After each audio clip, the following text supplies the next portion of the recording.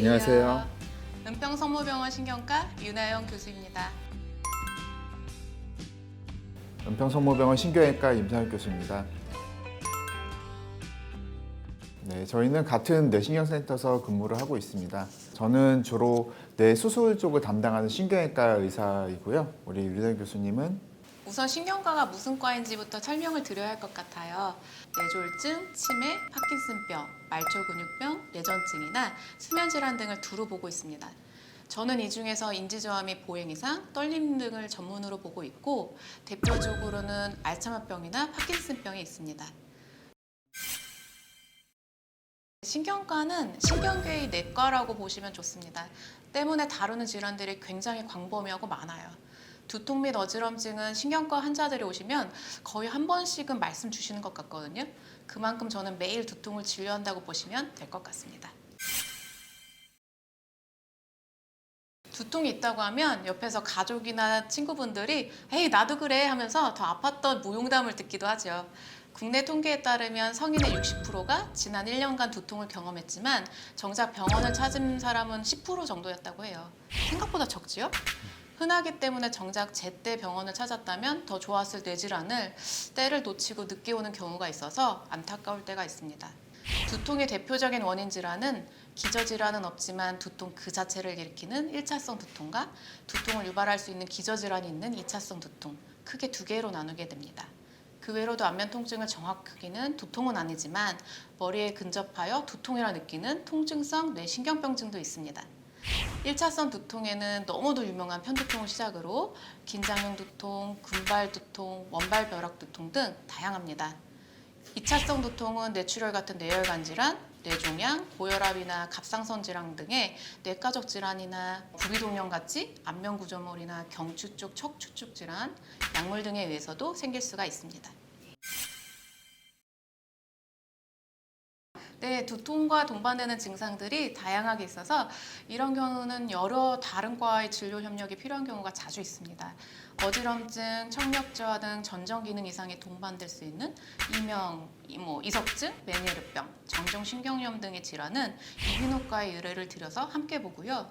시력저하나 복시가 동반된 경우는 시신경염, 이런 안과적 질환이 동반된 경우도 있어서 안과에 의뢰해서 함께 보는 경우도 있습니다. 두통이 있어서 두통약을 그냥 근처에서 사다 드시다가 도리어 두통 양상이 변하고 강도가 세지는 경우가 있어서 주의가 좀 필요합니다. 약물 과용 두통이라고 하는데 고령의 환자분들은 좀 약을 좋아하시는 분들도 있고 병원 자체를 찾는 게 꺼려져서 우선 두통약을 사다 드시면서 버티다 보니까 아무래도 장기간 과량의 두통약, 진통 소염제에 노출되어 두통이 더 만성화되고 강도가 증가되는 경우가 있습니다. 그래서 이런 경우를 약물 과용 두통이라고 하는데 습관성에 대한 두통약 복용을 중단하면 몹시 두통이 심해지기에 끊기가 쉽지 않습니다. 어떤 분들은 두통약을 먹다 안 먹으니 정말 죽을 것 같이 심한 두통이 온다고 하시는데 이런 경우는 입원해서 원인이 되는 두통약을 줄이고 다른 약으로 대체하면서 보톡스 주사 치료 등으로 두통을 경감시키는 치료 과정이 필요할 수 있습니다. 갑자기 최근에 입원했던 환자가 생각나는데 계속 서 있거나 앉아 있으면 아프고 누우면 호전되는 양상의 두통을 이곳저곳 다니면서 치료가 안 된다고 내원했던 분이 있었어요. 만성 편두통이라고 생각했는데 사실 뇌척수액이 유출되어 체위성 두통이 생겼던 두 개의 저혈압 환자였습니다. 이 경우는 수액치료 및 누수되는 뇌척수액을 자가혈액으로 막는 시술, 이게 치료 방법이므로 빨리 병원에 오시는 게 좋겠습니다. 네, 이따금씩 가볍게 지나가는 두통이야 보통 병원에 안 오시는데요. 뭔가 이전에 느껴보지 못한 두통이거나 지속되는 양상, 아니면 주기적으로 발생한다면 병원에 오시는 것이 좋습니다. 신경과 의사에게 정확하게 진단된 경우 초반에 효과적으로 두통을 잡을 수도 있고 꼭 필요한 약물을 최소한만 써도 일상생활을 편하게 할 수 있는 경우가 있거든요. 또 자칫 만성화가 되면 더 치료하기도 어려워지고 고통을 받는 기간이 길어질 수 있습니다. 1차성 두통의 편두통도 두통을 예방하는 프라프라놀 같이 먹는 약이나 CGRP 같은 주사 치료제가 있고 군발 두통의 경우는 트립탄 계열의 약제를 쓰면 일반 두통약으로 조절 안 되던 증상이 좋아지기도 합니다. 2차성 두통은 원인을 찾으면 해결이 될 수 있고 놓치면 악화될 수 있기 때문에 신경과 의사로서도 더 주의를 기울여서 보게 되는 것 같아요. 고령에 처음 겪는 두통, 벼락 맞은 것 같이 빡 하고 아픈 벼락 두통, 복시나 안면마비, 인지기능 저하 등 신경학적 비상이 동반되는 두통이나 아스피린, 항혈전제 복용 중에 생긴 두통, 심한 운동 후 또는 특정 자세 움직임에 발생하는 두통, 열이나 대상포진 등이 동반된 두통 등은 반드시 병원에 오셔서 진료를 받으시는 것이 좋습니다. 네, 정말 차원이 다른 두통이 갑자기 발생하는 경우를 벼락 두통이라고 표현하기도 하는데요. 뇌 기저질환이 없이 장시간 운동이나 기침, 사우나 등을 한 뒤에 발생하는 원발 벼락 두통도 있지만 특히 2차성 원인은 뇌동맥류 파열로 인한 뇌출혈을 잘 알아야겠습니다. 뇌 안의 큰 혈관을 수도관으로 치면 뇌출혈은 순간적으로 수도관이 터진 거라고 보면 되거든요. 그래서 거의 손 쓸 수 없이 나빠지거나 응급실에 빨리 와서 생명을 구하는 경우도 있는데 쉽지 않습니다. 그래서 이런 거는 임상혁 교수님이 이쪽 전문이시니까 많은 정보를 알려주시지 않을까 싶은데요. 우선은 방금 말씀해 주셨던 뇌동맥류 파열 환자분들 같은 경우에는 나는 내 일생에 이렇게 아파본 적은 없다. 너무 정말 평소에 병원을 너무 가기 싫어했던 그런 분들도 나 정말 큰일 났구나 싶어서 응급실로 오시는 경우가 많이 있습니다. 또 아까 몇 가지 예를 들어주셨는데 화장실에서 큰일 보시다가 갑자기 심한 두통을 느껴서 오신 분들도 뇌동맥류 파열이신 분들이 종종 있습니다. 뇌동맥류는 뇌혈관이 풍선처럼 부푼 것을 이야기합니다. 그 뇌혈관 꽈리라고 보통 이야기하기도 하고요. 딱 한 가지 이유만으로 발생한 것은 아니고요. 유전적 요인이나 흡연, 외상 등 다양한 원인이 복합적으로 작용해서 발생한 것으로 알려져 있습니다. 최근에는 뇌혈관 안쪽에 손상이 발생하고 그쪽으로 혈류역학적으로 즉 혈액이 압력을 가지고 그 해당 부위를 자꾸 치게 되면서 그 부분이 약해지고 부풀어 오르고 결국에는 파열까지 이르는 것으로 알려져 있습니다. 뇌동맥류의 발생을 막을 수 있는 알려진 방법은 없습니다. 다만 흡연이나 고혈압 등이 관련이 되어 있다고 밝혀진 만큼 이런 부분에 대해서는 건강 관리가 필요합니다. 사실 뇌동맥류가 문제가 되는 경우는 가지고 있는 그 자체보다는 파열된 경우가 대부분입니다. 즉 풍선을 머릿속에 떠올려 보신다면 풍선 우리가 불게 되면 점점점 어느 순간까지 커지다가 팡 하고 터지겠죠. 그럴 경우 사망 등 심각한 문제가 발생합니다. 그런데 다행히도 뇌동맥류가 발견된 경우에는 수술적인 치료로 파열을 막을 수는 있습니다. 그래서 요즘 환자분들이 건강검진을 시행하고 뇌동맥류가 발견이 돼서 제 외래에 오시는 경우가 많이 있습니다. 네, 저는 두통이 아니라 안면 떨림이나 다른 신경과적 질환 때문에 뇌 MRI를 찍었는데 우연하게 발견된 뇌동맥류 환자들이 꽤 있습니다. 특히 수술적 접근이 필요한 경우를 발견하면 바로 신경외과에 의뢰드리는데요. 얼마 전에는 기저질환이 전혀 없던 30대 여자 환자 있는데 며칠 전부터 두통이 있다고 하는데 신경학적 검사에서 살펴보니 3번 신경이 눌려서 안검하수가 있더라고요. 2차성 원인 질환이 의심돼서 뇌혈관 MRI를 검사를 했고 대뇌동맥류가 나와서 바로 신경외과 임상혁 교수님께 의뢰드렸었네요. 그 환자분 기억납니다. 젊은 여자분이셨는데 특별히 기저질환도 없으셨는데요. 한쪽 눈이 감겨있는 상태로 외래 오셨습니다. 그래서 뇌동맥류가 의심되는 상태였고 MRI 검사에서 뇌동맥류가 우선 확인되었습니다. 그래서 저희가 뇌혈관 조영술이라고 정밀 혈관 검사까지 시행을 했는데요. 그 결과 후교통동맥이라고 하는 동맥에 발생한 뇌동맥류가 크기가 커지면서 3번 뇌신경을 누르고 있는 상황이었습니다. 이런 경우에는 동맥류가 점점 커지고 있는 상태이기 때문에 파열 위험성도 높다고 알려져 있고요. 그래서 즉시 코일 색전술 시행했습니다. 이후에 환자는 모든 증상이 다 좋아져서 눈도 잘 뜨시고 아무 후유증 없이 퇴원하셨습니다. 가족력이 있다면, 두통을 동반한 고혈압 환자라면, 흡연을 한다면, 특정 유전 질환을 진단받은 적이 있는 분이라면,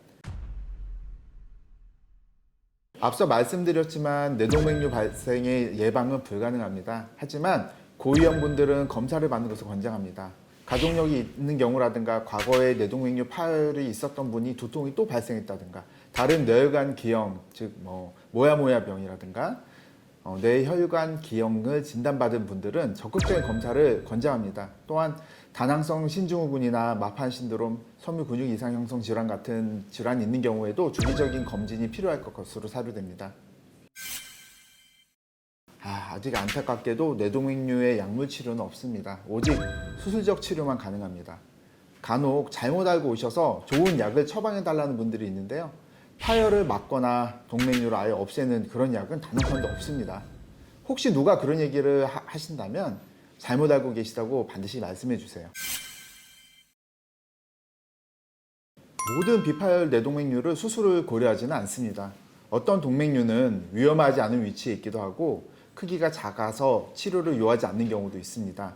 또 작지만 위치가 좋지 않은 경우에는 주기적으로 CT 혈관 검사나 MRI 혈관 검사를 시행을 해서 크기가 혹시 커지든가 모양의 변화가 있는지 확인합니다. 간혹 모양이 울퉁불퉁하고 터질 것 같은 모양인 경우가 있는데요. 그런 경우에는 서둘러서 치료 계획을 세우기도 합니다. 일반 환자분들이 검진에서 뇌동맥류가 발견되었다는 이야기를 듣게 된다면 그 위험성을 정확하게 판단하기 어렵기 때문에 가급적이면 빨리 뇌동맥류 치료를 하는 신경외과 전문의 선생님과 상의하는 것이 좋겠습니다. 물론 터진 뇌동맥류는 응급수술을 해야 합니다. 너무나도 위험하거든요. 뇌동맥류의 치료는 수술적 치료 방법밖에 없습니다. 과거에 많이 시행되었던 개도술 및 동맥류 결찰술이 가장 대표적인 치료 방법인데요. 쉽게 이야기하면 머리를 열고 동맥류를 찾은 다음 동맥류의 목 부위를 티타늄으로 된 집게로 물어줘서 터지지 않도록 해주는 방법입니다. 아무래도 머리 연다는 부분에서 많은 우려를 하시지만 사실 요즘은 치료 기술이 많이 발달해서 합병증이 과거에 비해서 많이 줄었습니다.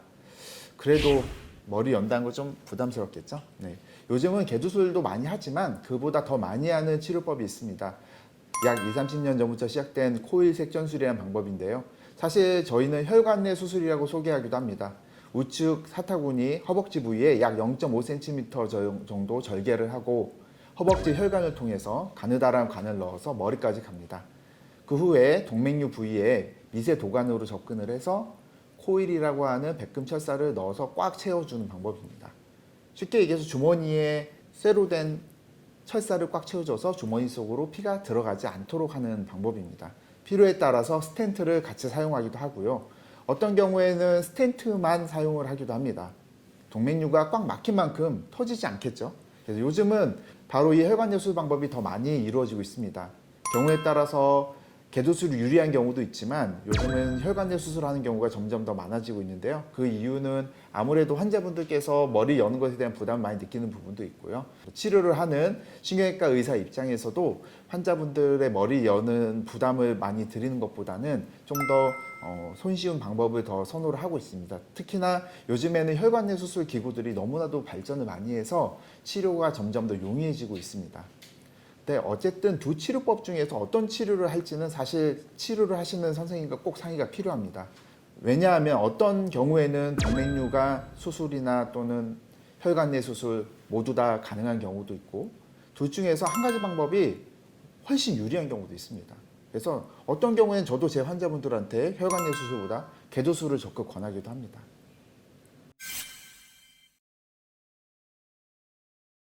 비파열 뇌동맥류는 개도술을 할 경우 저희 병원에서는 약 일주일 정도 입원합니다.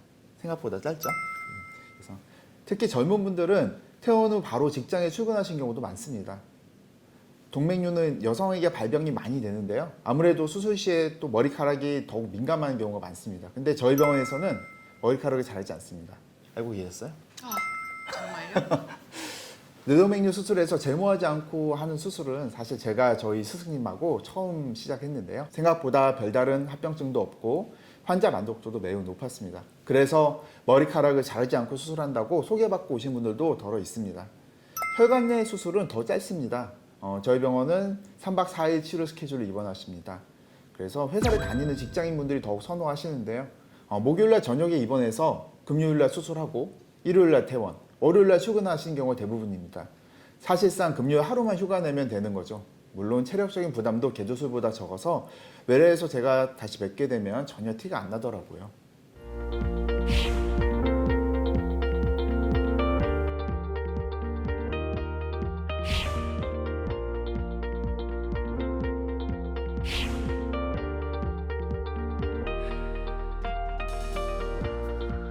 오늘 환자분은 두통이랑 안면 떨림을 주소로 내원했고 이제 신경학적 검사뿐만 아니라 병력 청취상에서 뇌 MRI가 필요해서 검사를 시행하였습니다. 시행한 MRI상에서 다행히 크게 구조적 이상은 없었지만 안면신경 나가는 부위에서 근처에 혈관에 압박 소견이 있어서 이에 대해서는 약물 치료 그리고 보톡스 치료가 도움이 될 수 있을 것을 설명드렸습니다. 그리고 또 우연히 발견된 대뇌동맥류 소견이 보여서 이에 대해서는 신경외과 임상혁 교수님께 의뢰드릴 예정입니다.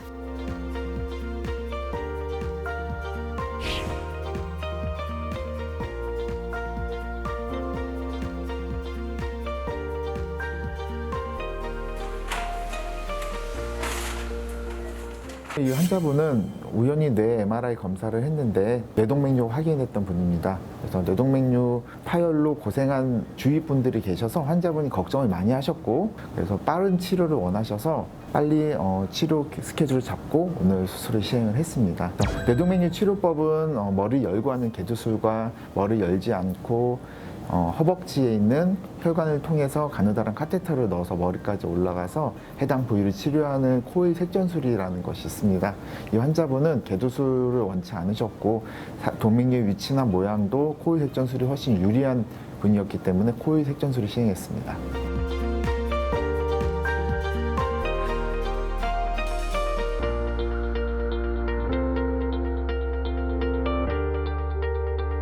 하이브리드 수술실은 개두술과 이 보시는 바와 같이 혈관 촬영실이 결합된 형태입니다. 그래서 두 가지 치료가 다 가능해서 하이브리드 룸이라고 이름을 붙였고요. 사실 과거에는 혈관 조영실에서 일부 치료를 하고 또 수술실에 와서 치료를 하고 환자가 이동을 해야 되는 불편함이 있었고요. 전시 마취를 한 상태에서 이동을 하기는 상당히 까다로운 부분이 있습니다. 하지만 하이브리드 수술실에서는 개두술뿐만 아니라 혈관 내 수술까지 동시에 이루어질 수 있기 때문에 유리한 부분이 많이 있습니다. 특히 수술실 내에 위치하고 있기 때문에 환자분을 치료하는 데 있어서 혹시 응급 상황이 생길 경우에 다른 과 선생님들이나 또는 마취과 선생님들이 즉각적으로 좀 더 수월하게 대처할 수 있다는 장점이 있고요. 환자분이 수술을 할 경우에 머리를 열고 수술을 하는 것도 동시에 진행이 가능하기 때문에요. 뇌동맥류가 파열이 돼서 오신 환자분들은 혈관 내 수술을 하고 곧 이어서 개두술을 시행을 해서 환자분을 좀 더 안전하게 치료를 할 수 있는 장점이 있습니다.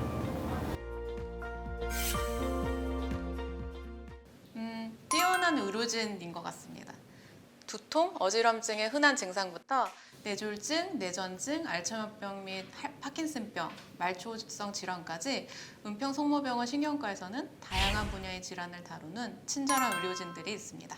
저희 신경외과의 경우도 다른 병원보다 뇌혈관을 진료하는 선생님이 많이 근무하고 계십니다.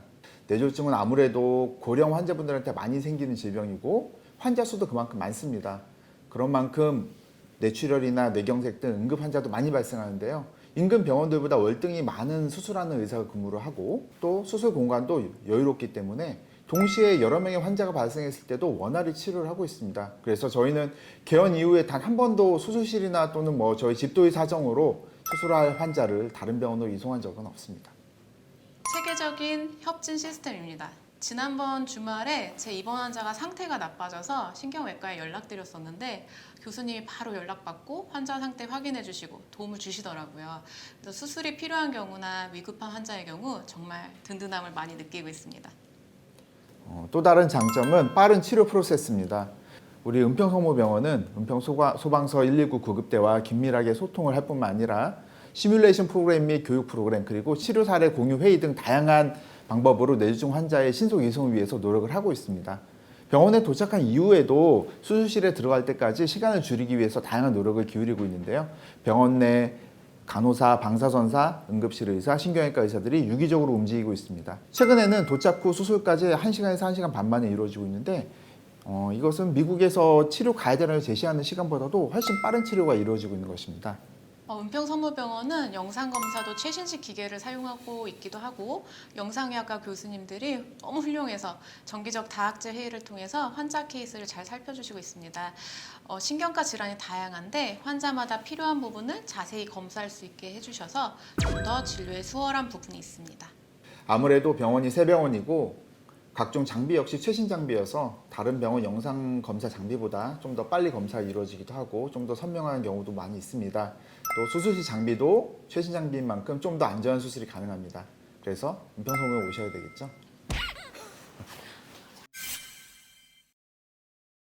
저는 항상 아침 진료 시작 전마다 환자분들이 빨리 나을 수 있기를 기도하고 진료를 시작합니다.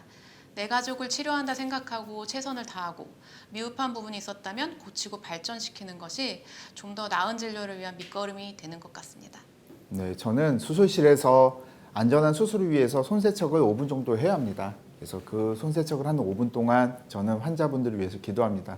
저에게 오신 환자들인 만큼 좋은 치료 결과가 있었으면 하는 간절한 바람이거든요. 근데 뇌질환 환자들, 특히 응급실로 오신 환자들은 제가 최선을 다해서 수술을 하더라도 질환의 특성상 환자의 결과가 좋지 않은 경우도 있는 것 같습니다. 그런 만큼 좀 더 제가 신앙에 의지하게 되고 기도를 드리게 되는 것 같습니다. 네, 두통 자체는 통증이 하나로 몸이 보내는 신호입니다. 아무래도 신경과 의사로 진료를 하다 보면 중병이라도 일찍 진단 및 치료를 해서 정말 별것 아닌 것 같이 치료받고 퇴원하는 환자도 있고 별것 아니었는데 병이 진행돼서 치료를 해도 손 쓸 수 없이 악화돼서 정말 안 좋은 경우는 생명을 잃는 안타까운 경우도 보게 되거든요. 인생은 타이밍이란 말도 있듯이 적절한 시기에 뇌신경센터에 오셔서 잘 검사 및 치료를 받으시면 좋겠습니다. 제가 주로 뇌혈관 수술을 담당하다 보니까 수술하는 환자분들의 병력을 여쭤볼 때가 많은데요. 의외로 증상이 있었는데도 무시하는 경우가 많은 것 같습니다. 혈압을 재봤는데 너무 높다던가 잠깐이라도 마비나 언어장애가 온 경우 또는 심한 어지러움 또는 두통이 있는 경우에는 지체하지 말고 빨리 다른 병원이 아니라 은평성모병원 오셨으면 좋겠습니다. 은평성모병원 유튜브 구독 좋아요 눌러주세요.